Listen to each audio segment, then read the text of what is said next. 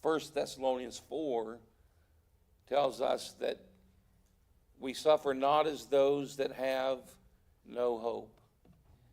Brother Bill, it doesn't say we don't suffer, because we're going to suffer. We're going to miss. We're going to shed tears. We're going to miss those times right here together, but there's a difference in the way a believer suffers and a non-believer. We suffer not as those that have no hope, because we know that these moments are not goodbye, but just so long, we'll see you again. If you're a believer, if you know Jesus Christ, and we'll talk about that more in a bit, but you will see Sister June again. This won't be goodbye. And we love her, and we look forward, and she's already greeting many. Her dear sister in the Lord, one of our faithful members alongside Sister June, was Sister Maxine Taylor. And several have already said, I wonder how long it took Sister June to connect with Maxine. And I'm thinking it was pretty close to Jesus and then seeing Maxine. So I feel confident that they've made some connection in heaven. And but we're going to all see them again. I've got loved ones there. You all have loved ones there. Heaven truly gets sweeter all the time, doesn't it? As we learn to live a life in Jesus Christ. Luke, if you want to come on up and share just a moment.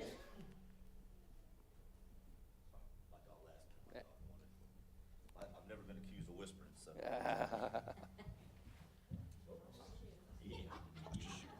I'm sorry. Come on, babe. Hold this.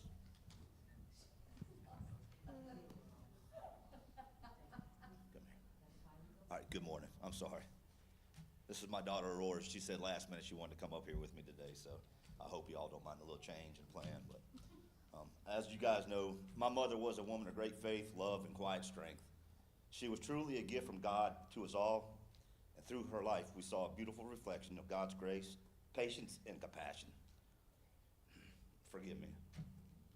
My mother's love was the clearest example of God's true love that I will ever know. She gave of herself freely, her time, her wisdom, her prayers, and her heart. In moments of joy, she rejoiced with us. In moments of struggle, she carried us with gentleness and courage. Her faith was not just spoken, it was lived every day through acts of kindness, forgiveness, and her unwavering devotion to us, her family. I stand before you today knowing without a doubt my mama heard the following words as she approached heaven's door. Well done, good and faithful servant. Enter into the joy of your Lord.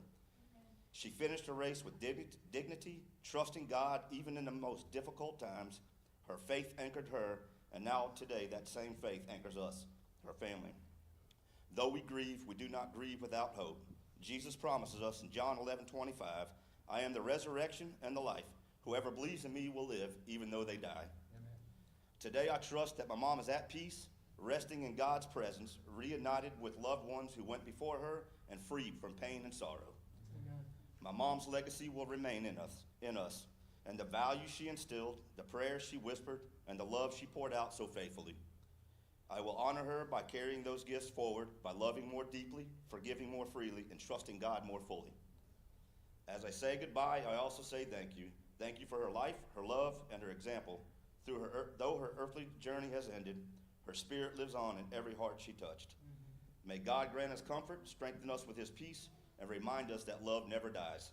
And may we one day be reunited with her in God's eternal grace. Thank you. Amen.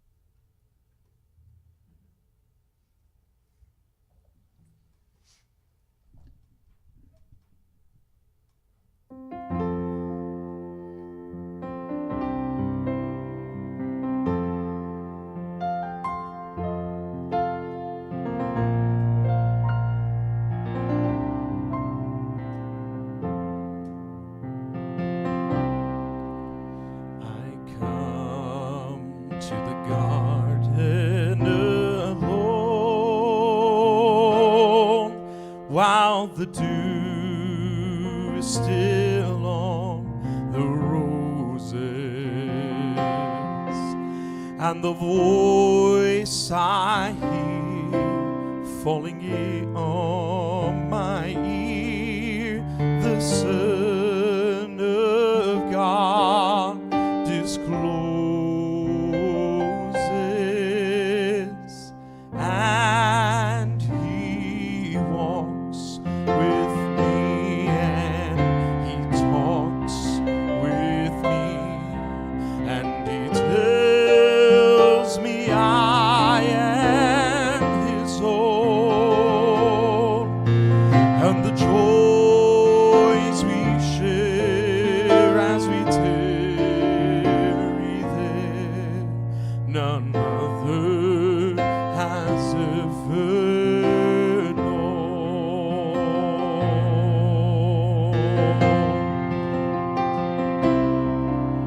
I'd stay in the garden with Him, though the night around me is falling,